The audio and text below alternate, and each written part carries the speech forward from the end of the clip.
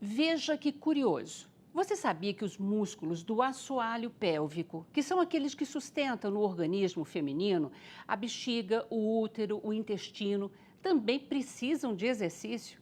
Pois é, por isso tantas mulheres reclamam de escape involuntário de urina, da bexiga caída e até da vida sexual, que fica mais difícil e menos prazerosa depois dos 50 anos. E para nos ajudar a entender melhor como nos cuidar, a convidada de hoje é a doutora Juliana Schultz, fisioterapeuta, doutora em psicologia social pela PUC São Paulo, mestre em ciências da saúde pelo Departamento de Disfunções Miccionais Femininas pela Urologia da Unifesp. Ela também é professora do curso de fisioterapia da PUC São Paulo e especialista em disfunções e reeducação do assoalho pélvico pelo Hospital do Servidor Público Estadual. Seja muito bem-vinda, Juliana. Muito obrigada, é uma honra estar aqui com vocês. Muito obrigada pelo convite. Então, Juliana, realmente a gente acaba cuidando do corpo como um todo em termos de ginástica, exercício, atividade física regular, mas assoalho pélvico a gente não pensa. Dá para se explicar melhor por que a gente precisa também exercitar esta parte do nosso organismo?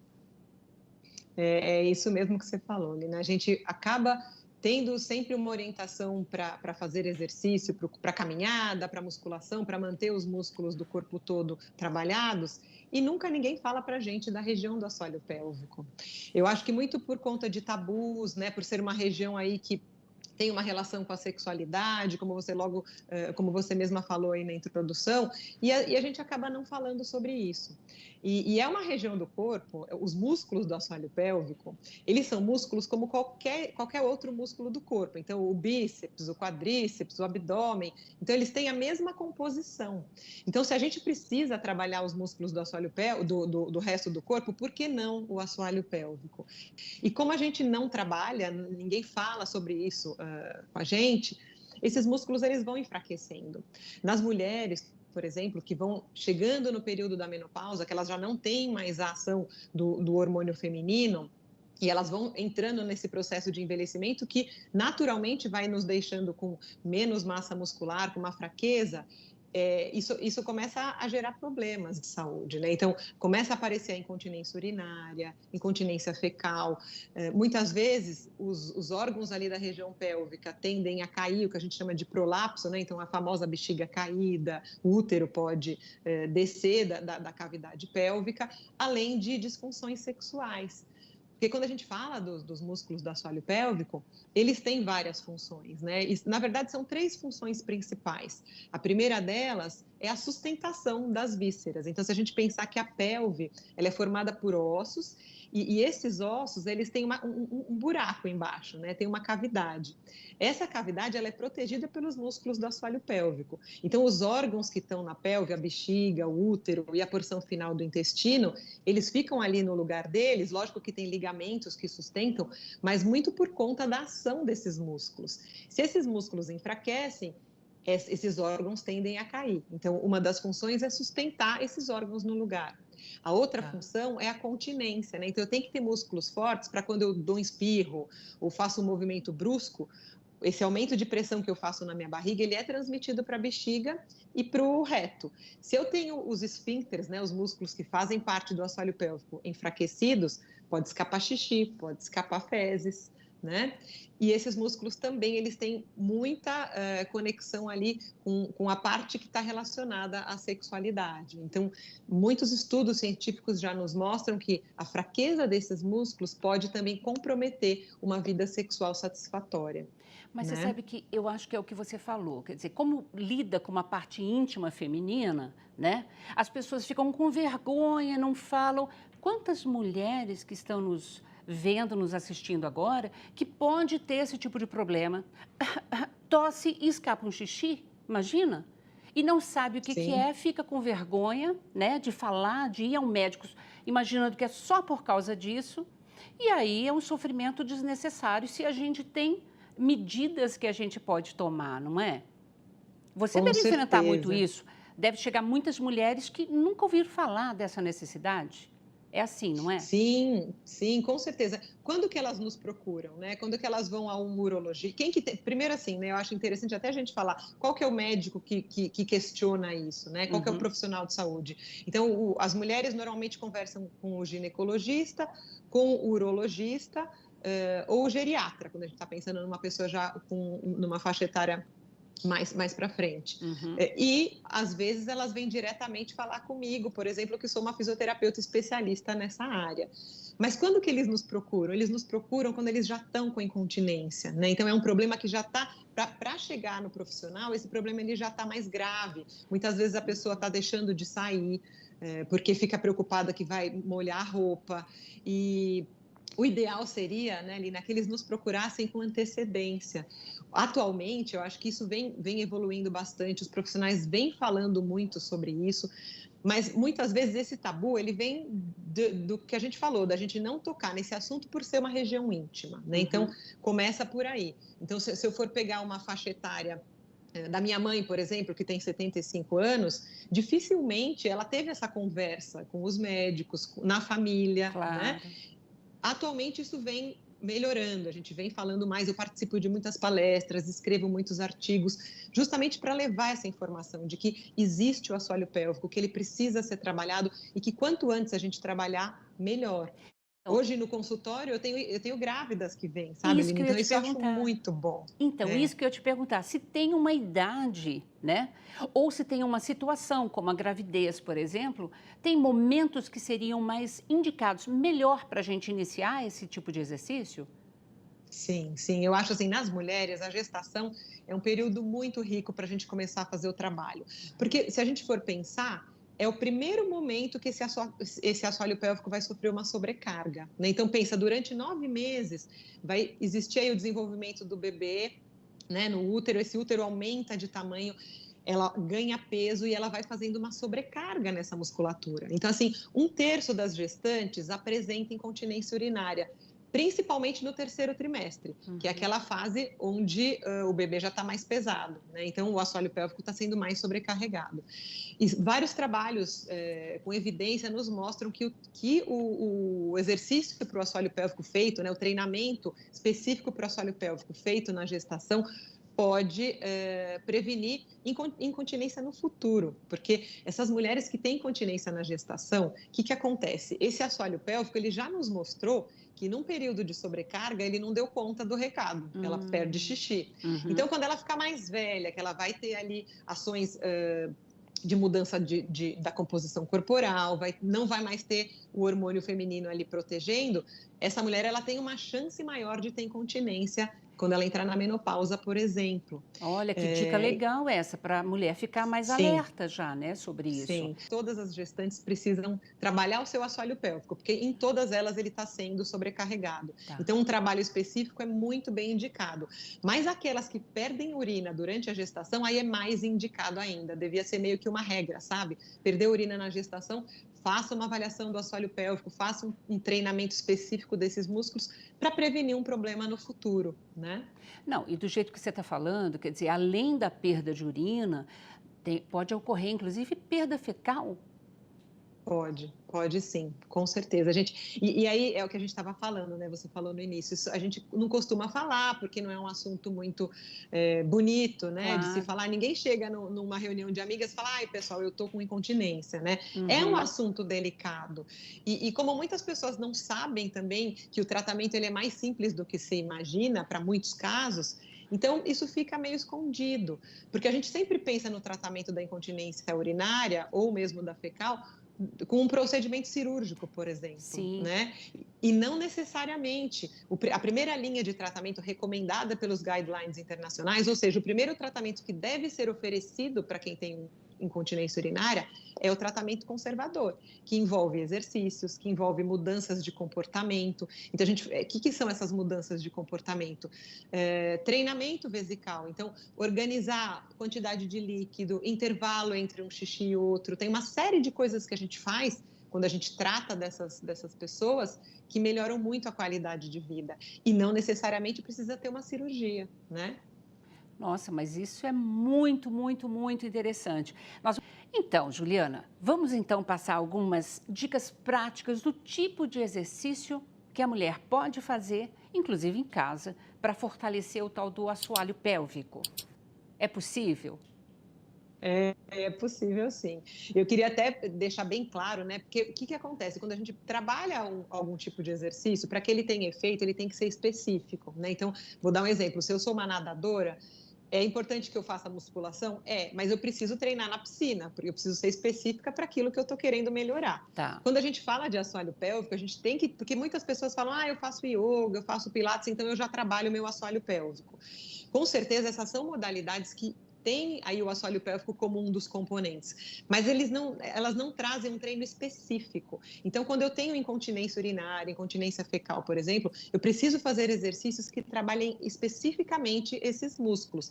Depois eu consigo integrá-los ao resto do corpo. Isso é um trabalho que eu faço, por exemplo. Tá. Né? Eu acredito que existem conexões do assoalho com o abdômen, com o tronco, com os membros inferiores. Trabalhe isso especificamente. Você quer fazer uma prática? Quer que eu faça uma prática aqui ao vivo para o pessoal? Nossa, com certeza. Então vamos lá. Então vamos ver se a gente consegue. Eu acho que um exercício bom para a gente trabalhar é a gente perceber aonde é que está e como é que funciona esse assoalho pélvico. Tá? Então, eu vou pedir para que todo mundo sente numa cadeira com os pés apoiados no chão. Então não pode ficar com o pé solto. Tem que sentar. Eu vou sentar aqui também, né? Apoiar os pés no chão. Se a gente balançar o tronco para um lado e para o outro, a gente vai perceber que a gente está sentado em cima de dois ossinhos, né? Perfeito. Vocês percebem? Você sente, Lina? Aham.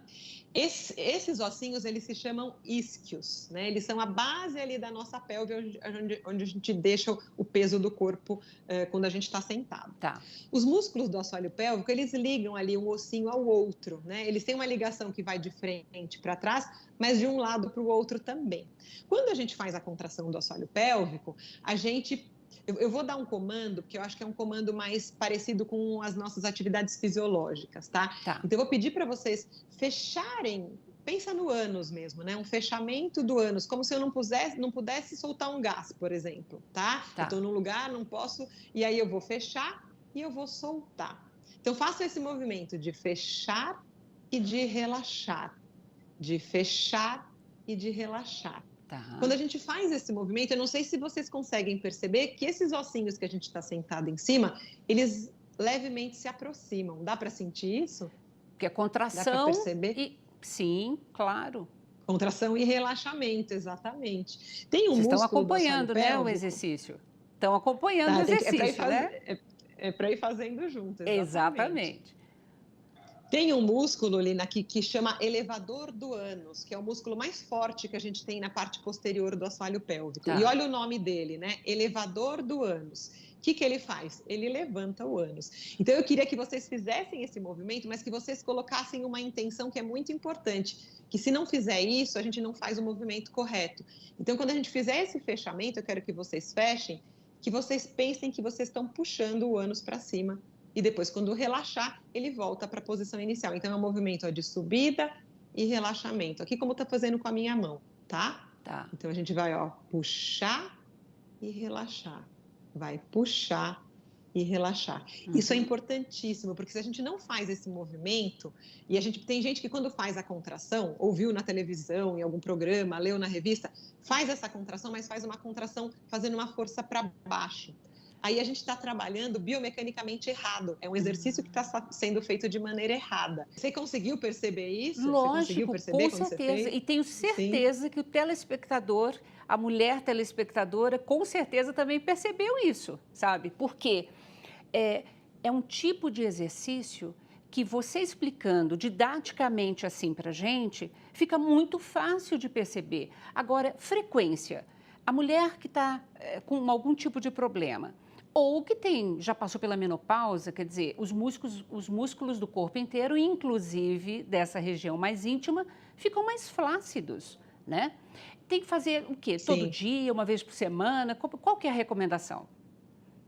Não, a recomendação é diária. Eu vou te dar um exemplo, por exemplo, das mulheres que vão no meu consultório, né? O que a gente faz? A gente faz uma avaliação É uma avaliação íntima, então eu faço um toque aí na vagina dessas mulheres para sentir o quanto que elas têm de fraqueza, se elas conseguem contrair, relaxar. Tem mulheres, às vezes, que têm problema por esse músculo ser muito tenso, diferente do que a gente imagina, né? Então, às vezes, uma tensão excessiva não deixa o músculo contrair e relaxar adequadamente. Tá. Aí, a gente faz uma avaliação e ensina ela a fazer esses exercícios, uma série específica para ela, por exemplo. E eu peço que esse exercício seja feito pelo menos umas 2 a 3 vezes por dia, tá? Diariamente. Então, não é um exercício igual à academia, às vezes a gente vai 3 vezes por semana na academia e faz musculação, né? Os exercícios do assoalho pélvico eu recomendo que sejam feitos diariamente. O que acontece com o passar do tempo é que eu ensino a fazer esses exercícios junto com outros movimentos. Então, ela não vai, ao longo do tempo, ela não precisa ficar fazendo muito todo dia só o assoalho pélvico. Ela vai aprender a usar o assoalho pélvico junto dos movimentos. Pode ser durante a musculação, durante o pilates, quando ela está arrumando a casa, fazendo uma faxina, por exemplo. Tá? Legal. Mas isso é mais para frente, Tá. sim. Agora, vamos dizer, no início, então, faz lá 2, 3 vezes por dia. Por quanto tempo em cada exercício? Cada repetição? É. Tá, esse que eu ensinei para vocês, a gente chama de contração rápida. É a mais básica que tem, que a gente faz a contração e a gente não precisa respirar, não precisa fazer nenhum movimento junto. Tá. Normalmente, isso é muito individualizado, mas vamos dizer que tem alguém aqui que está assistindo e quer começar a treinar, né? Eu recomendo que faça 10 contrações, descansa. O que a gente pode perceber quando está fazendo, né? Então, vamos dizer que eu vou fazer 10 contrações. Quando eu chego na 8ª, eu percebo que eu já não estou tendo tanta força para fechar. Isso mostra que essa musculatura está cansando. Tá. Então, a gente faz 10 repetições, por exemplo. Eu posso descansar e depois, daqui a um minutinho, mais ou menos, faço mais 10. 2 séries de 10, por exemplo. E aí eu faço isso à tarde e à noite de novo. Tá? Então, normalmente, no início, pelo que eu vejo no meu consultório, pelo que a gente vê nos trabalhos publicados, as mulheres têm fraqueza dessa musculatura. Então, fazer 10 repetições bem feitas, para quem está com muita fraqueza, pode ser difícil. Então, a gente acaba, é o que eu te falo, né? O ideal é que seja feita uma avaliação individualizada. Claro. Mas para quem não tem acesso a isso e quer brincar de começar a contrair para ver se consegue perceber alguma melhora, 10 repetições, percebendo que está fazendo corretamente. Então, tem que ativar e relaxar, né? Tem que sentir que esse movimento está sendo feito de maneira correta. Tá. Agora, por exemplo, a mulher que depois dos 50 anos, né? Com a longevidade, a gente tem um futuro enorme pela frente, né? Em termos sexuais, esse tipo de exercício também ajuda, e ajuda como? Ajuda de fato? Ajuda sim, Lina. Eu tenho um trabalho, né, que é um método que eu desenvolvi que chama ginástica feminina. Ele faz esses exercícios específicos para o assoalho pélvico, mas com a evolução da mulher, né, ela começa fazendo os específicos e ela vai evoluindo, e eu vou inserindo respiração, movimentos de mobilidade pélvica, exercícios com o corpo todo. E aí ela passa a utilizar esse assoalho pélvico ao longo do dia, tanto quando ela está fazendo um exercício na academia, como quando ela estiver arrumando a casa, caminhando, tá? Porque a ideia, o assoalho pélvico, ele é conectado com outros grupos musculares. O treino específico, ele é muito importante para essas mulheres, porque, como a gente já falou, né? Ela vai entrar na menopausa, ela vai ter uma fraqueza, que isso é inerente do processo de envelhecimento, uma perda de massa muscular. A gente faz musculação para ficar bem, para viver muitos anos bem, né? E o assoalho pélvico, ele precisa ser trabalhado.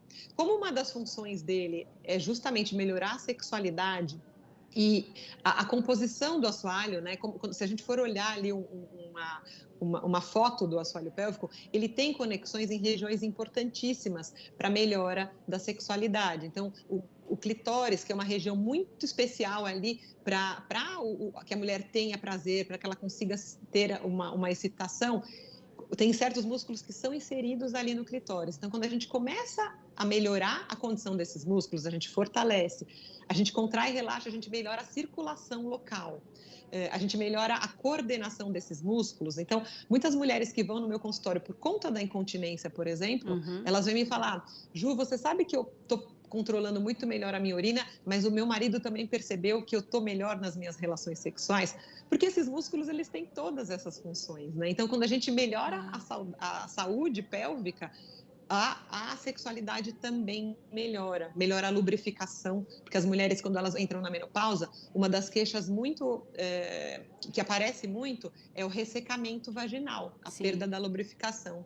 E quando a gente começa a contrair, relaxar, trabalhar esses músculos de maneira global, a gente consegue melhorar, inclusive, a lubrificação. Então, tem sim uma resposta muito boa da sexualidade. Então, e todo esse processo envolve, inclusive, imagino, uma consciência corporal, né?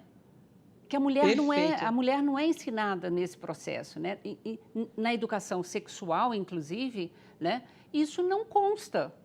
É uma novidade, na verdade, que você está contando para a gente, né? Sim, porque daí, Lina, se a gente for pensar na sexualidade, a sexualidade ela é multifatorial, né? Então, quando eu trabalho com os exercícios, eu estou trabalhando o aspecto físico, né? Eu estou melhorando a condição ali daquela região. Mas existem fatores sociais, culturais. Às vezes tem mulheres que já tiveram algum tipo de trauma, que tiveram uma educação muito rígida, então sexo para elas é algo que não é legal, né? Elas sempre ouviram. Então, para a gente, e o que acontece? No meu doutorado, eu apliquei esse método da ginástica feminina, que trabalha o assoalho pélvico de forma isolada e depois conectado com o resto do corpo. E eu apliquei esse método em 3 grupos distintos de mulheres com mais de 60 anos. E aí eu fiz pela psicologia porque eu queria fazer uma análise comportamental, né? Quais as repercussões de um trabalho físico, corporal, em relação a vários aspectos. E o aspecto da sexualidade foi incrível. Foi uma das respostas que mais me chamou a atenção. Então, eu tinha alunas até de 80 anos nesses grupos. Olha, que legal. Quando a gente fazia 5 encontros, né? No quarto encontro, cada encontro tinha um tema, né? O primeiro dia eu apresentava o assoalho pélvico e eu ia criando vínculo com elas. O quarto encontro, que era o penúltimo, que elas já estavam fazendo bem os exercícios, já estavam praticando, eu trazia o tema da sexualidade. E foi muito bacana de ver, porque a gente tem uma ideia errada de que conforme a gente envelhece, a sexualidade também vai adormecendo, né? E não é isso. Elas mostraram, assim, conforme elas foram trabalhando o corpo, foram criando um vínculo comigo, foram criando, na verdade, confiança entre elas, porque eram grupos de mulheres, elas começaram a trazer as questões da sexualidade de modo muito interessante. Então, muitas delas falavam, olha, eu estava ali, elas, né, eu estou só contando mais ou menos o que aparecia, mas era como se tivesse adormecido, e quando elas começaram a trabalhar o corpo e falar sobre isso, aquilo despertou. E elas viram que elas estavam vivas, que elas podiam sim ter aquela sexualidade plena, né, trabalhada, que elas não porque elas tinham 70, 60 ou 80 anos, elas não poderiam ter essa sexualidade expressa. Lembrando que sexualidade não é só o ato sexual, não é só a penetração. Sexualidade é o prazer, né? É você poder expressar o seu prazer, sentir o seu prazer da maneira mais ampla, né? Então, esse trabalho corporal foi lindo a gente vê o despertar que isso trouxe nessas mulheres. Nossa, posso imaginar, que maravilha, né? Por isso que você é tão Sim. apaixonada pela temática, né? Porque acaba mexendo tanto com o lado físico quanto com o lado psicológico, né? É um bem-estar no geral. Eu queria um recado final seu para a mulherada toda que está nos assistindo. Muito bom. É o que você falou, eu sou apaixonada por isso justamente porque a gente consegue fazer transformações nessas mulheres. Então, eu acho que o recado que eu quero dar é assim, se você está assistindo essa entrevista, pela primeira vez ouviu falar do assoalho pélvico, mesmo que você tenha 70 anos, não é tarde para você começar a perceber o seu corpo, olhar para o seu corpo e trabalhar. Se você já ouviu falar, mas ainda não começou a trabalhar, não deixe de trabalhar. Todas as mulheres, mesmo as jovens que estejam assistindo, tentem prestar atenção no corpo, entender as suas funções, conhecer o seu assoalho pélvico.